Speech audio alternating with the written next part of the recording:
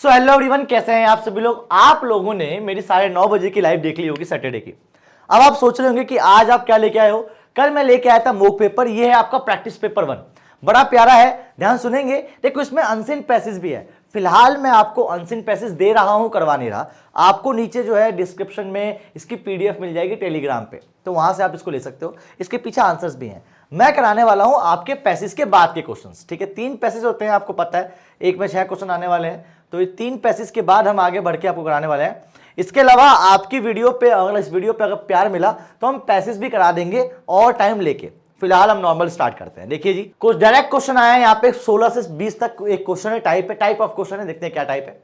ये कहना चाह रहा है in each of the following sentence अनएक्सप्रेसिव given underline. Okay, कुछ अंडरलाइन कर रखा है, आपको बताना है इसमें कौन सा ग्रामेटिकल मिस्टेक है। अगर है तो उसे चेंज करना है। बहुत कॉमन क्वेश्चन है कि आपके सामने 16 से लेके 20 तक क्वेश्चन आने वाले हैं, जिसके नीचे अंडरलाइन कर रखा होगा, उसमें कोई ग्रामेटिकल मिस्टेक होगी, उसको पहचानना है। ठीक है जी, पहचान लेंगे, कोई बड़ी चीज नहीं है। थोड़ा सा बड़ा कर देते हैं। पहला क्वेश्चन देख लेते हैं। पहला क्वेश्चन कहना चाह रहा है कि do you remember his phone, do you remember his phone number, I don't thinking so. तो आई डोंट थिंकिंग सो आपको बताना है कि यहां पे क्या गलती हो सकती है। क्या होगा? डोंट थिंक, मे थिंक या नॉट इंप्रूवमेंट। एनी गेस कि आई डोंट थिंकिंग सो इसका आंसर क्या होगा? सिंपल है, इसका आंसर होगा आई डोंट थिंक। कहना थिंकिंग क्या होता है? आई डोंट थिंक, तो आई डोंट थिंक इसका आंसर होगा। Is that clear? परफेक्ट है, परफेक्ट है। आगे बढ़ते हैं बालको नेक्स्ट क्वेश्चन की तरफ। तो यहां पे आ गया आपका 17th क्वेश्चन। क्वेश्चन कहना चाह रहा है hardly had he reached home when the telephone wrong. कि बड़ी मुश्किल से वो पहुंचा जब उसका टेलीफोन रैंग करा था। तो आपको बताना है क्या होगा इसमें। He, hardly he reached, hardly he had reached, hardly did he reach या नो इंप्रूवमेंट। मेरे को लगता है hardly had he reach home when a telephone rang. Hardly he reached नहीं, हैड टू आएगा। Hardly had he reached, hardly he had reached. Any guess क्या होगा बाल को? जी हाँ, इसमें मेरे को लगता है बी है। Hardly he had reach, had he reach नहीं, हार्डली ही हैड रीच जब वो पहुंचा था। ठीक है, तो right answer is B. Next, the teacher was fed up by the boys persistence misbehaviour. Okay, तो आपको बताना है यहाँ पे बाय की जगह क्या आएगा कि टीचर जो है बड़ा फेडअप हो गया था बच्चे के मिसबिहेवियर से। तो बाय की जगह एनी गेस क्या होगा? मेरे को लगता है बाय नहीं होगा, अबाउट नहीं होगा, विद नहीं होगा, फ्रॉम होगा। ठीक है, fed up from the behaviour. ठीक है, फ्रॉम द बॉयज बिहेवियर। तो what is right answer is from. ठीक है, कॉमन सेंस था ये, कॉमन सेंस से मैंने आंसर लगाया है। Next, the student often play Torrent didn't day. तो भैया यहां पे आपको बताना है क्या होने वाला है। तो स्टूडेंट ऑफन प्ले टोरेंट एक कोई गेम का नाम होगा। Didn't day, can day, is Indeed, don't they या नो इंप्रूवमेंट। 19 का क्या होने वाला है? मेरे को लगता है कि स्टूडेंट जो है वो ऑफन, अक्सर जो है ये खेलते हैं। क्या वो नहीं खेलते? तो क्या वो नहीं खेलते, वो डिडंट दे ना होके होगा डोंट दे। ठीक है, क्या वो नहीं खेलते? तो यहां पे डोंट डे में क्वेश्चन आ गया, क्या और बच्चे जो अक्सर ये खेलते हैं क्या वो नहीं खेलते? तो यहां पे होगा डोंट डे। कान डे नहीं हो सकता, इज इंडीड नहीं हो सकता, तो मैं इसको एलिमिनेट करके भी निकाल सकता हूं और डिडंट की जगह डोंट होता है। कॉमन से डोंट डे। आगे ये बड़ा इजी था, समझ में आ गया। मैंने एक्सक्लूड भी कर दिया इसमें, उसमें कॉमन सेंस भी लगा दिया मैंने, दोनों से आंसर कर लिया ये वाला। नेक्स्ट बोल रखा है he failed to perceive that his bad habit was having an adverse effect on his son too. क्या बोल रखा है? फेल टू परसीव, वो बड़ी मुश्किल से परसीव कर पाया है हिज बैड हैबिट, जो बैड हैबिट है उसकी। किसकी भैया?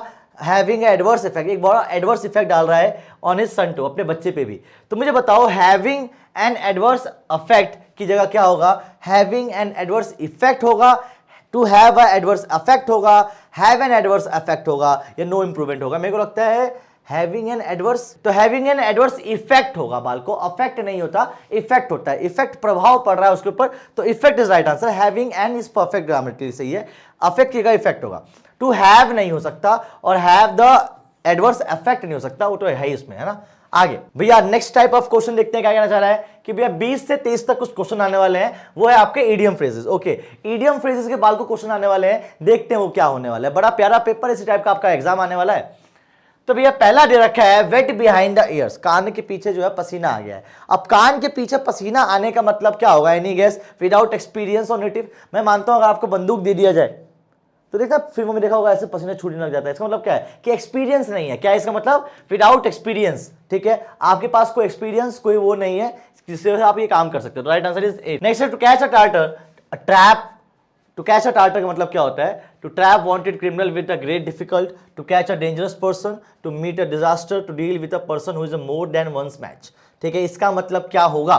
मेरे को लगता है कि टू कैच और टर्टल, तो इसका मतलब होता है to deal with a person who is more than one's match, कि भैया एक ऐसे इंसान से बात करना जो एक से ज्यादा पर्सनैलिटी लेके घूम रहा हो, ठीक है, जो किसी एक के मैच में नहीं आ पा रहा है वो। इसका आंसर होगा डी।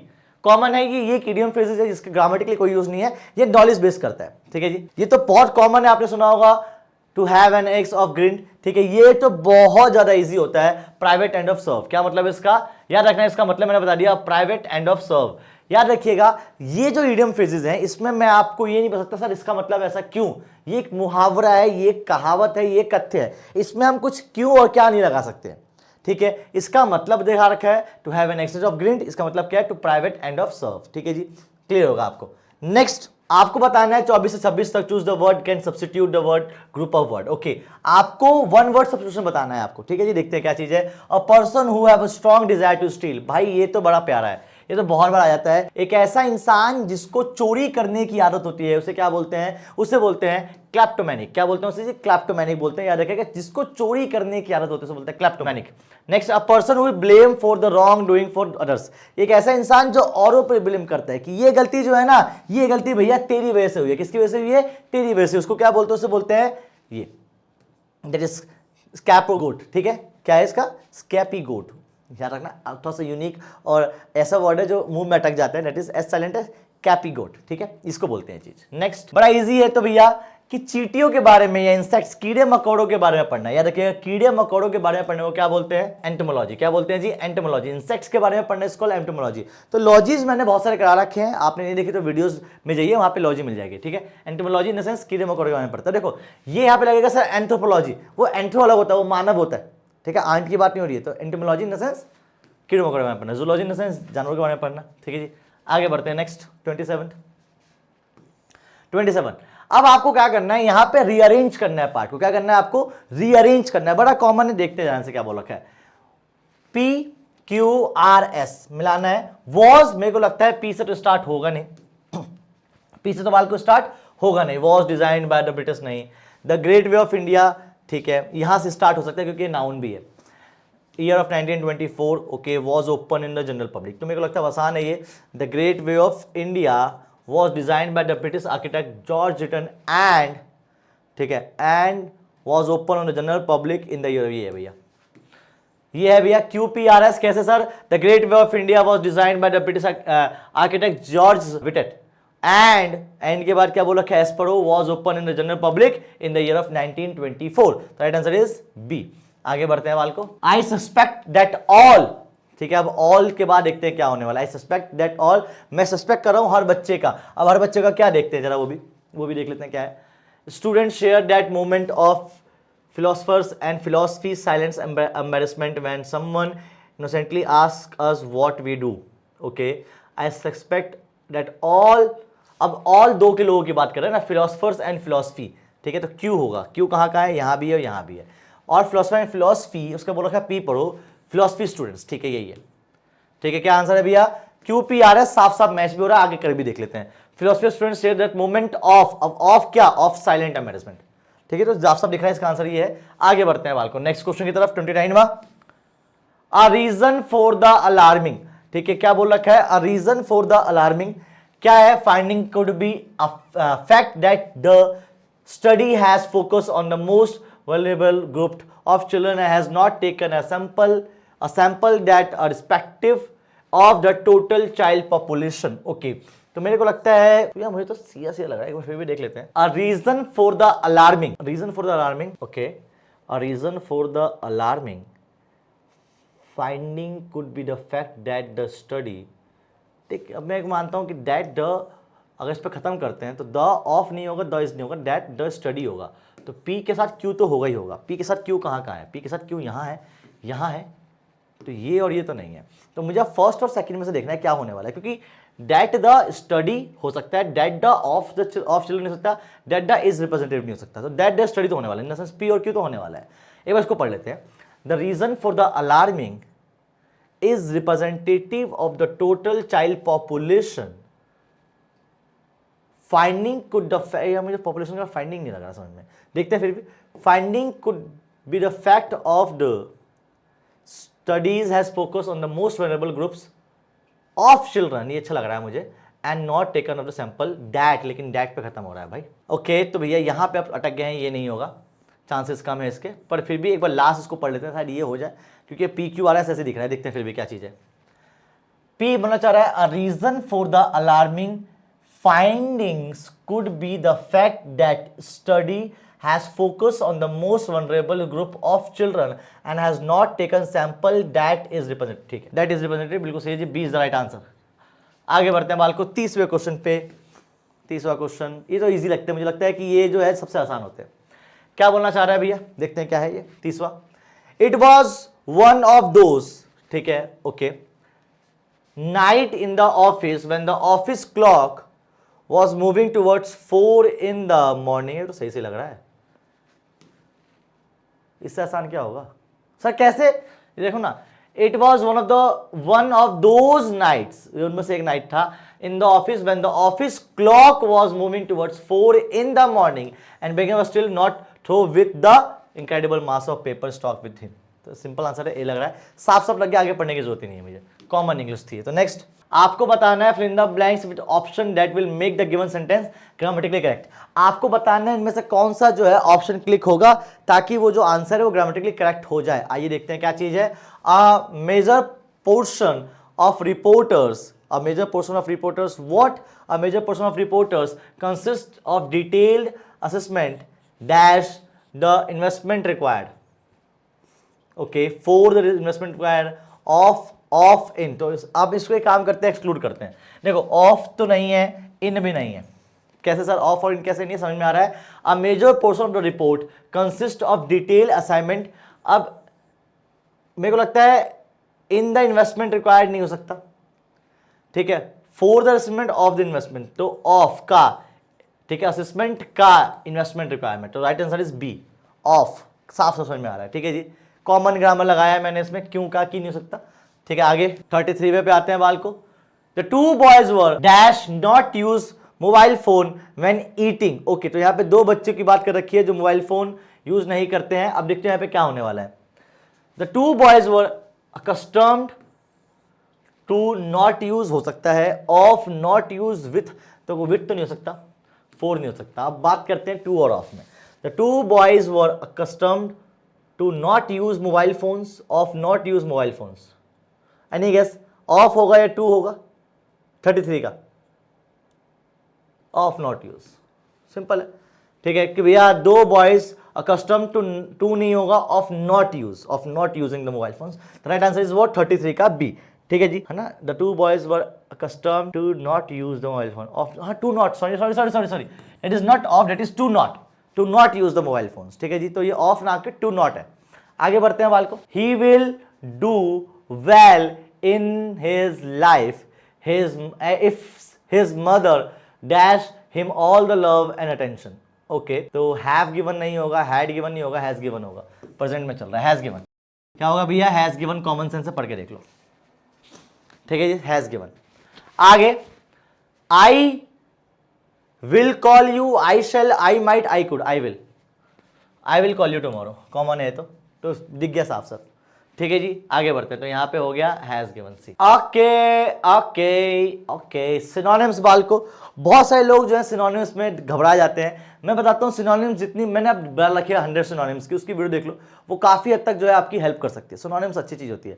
अब यहाँ पे जो है आपको सिनोनिम्स ढूंढने हैं, आपको यहाँ पे इसके मतलब, सबसे पहला 36वां एडोमिनिस मतलब क्या होता है। एडोमिनिस इन द सेंस एक ऐसी चीज जो बहुत ज्यादा जो है कंसेल किया जाए, क्या किया जाए, काउंसिल किया जाए, तो what is the right answer is D, ठीक है। ये देखो मैं आपको बता दूं, ये प्रॉपर डिपेंड होता है आपकी नॉलेज के ऊपर।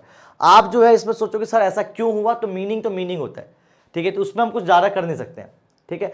ये आपकी बेसिक नॉलेज पे डिपेंड करता है, तो मैं चाहूंगा कि आप इसको जो है जितना अच्छा हो सके उतना अच्छा करें। नेक्स्ट 37 डेप्लोर का मतलब होता है किसी पे पछतावा करना, ठीक है, तो इसका क्या लगता है क्या होगा, ऑब्वियस सी बात है रिग्रेट होगा, ठीक है, इसका पछतावा करना। नहीं पता तो याद रख लो, डिप्लोर इन द सेंस पछतावा करना, रिग्रेट करना, ठीक है जी। उसका 38वें पे आते हैं लेवरेज मतलब कहता है ना कि भैया तुम्हें जो है बड़ा लेवरेज रूम दिया गया है, तुम्हें बड़ा लेवरेज मिल रहा है, तो लेवरेज मतलब क्या होता है, एडवांटेज। क्या होता है जी, एडवांटेज, ये तो कॉमन था, तो पता होगा। ऑथेंटिक मुझे लगता है ऑथेंटिक भी आपको लगता है ईजी होगा। ऑथेंटिक मतलब क्या है, जेन्युइन। क्या होता है भैया ऑथेंटिक मतलब जेन्युइन। तो मेरे को लगता है दो आसान थे, दो आपके हल्के से हार्ड होंगे, उस पर प्रैक्टिस कर लोगे आपको सारे आसान लगेंगे। आगे बात करते हैं।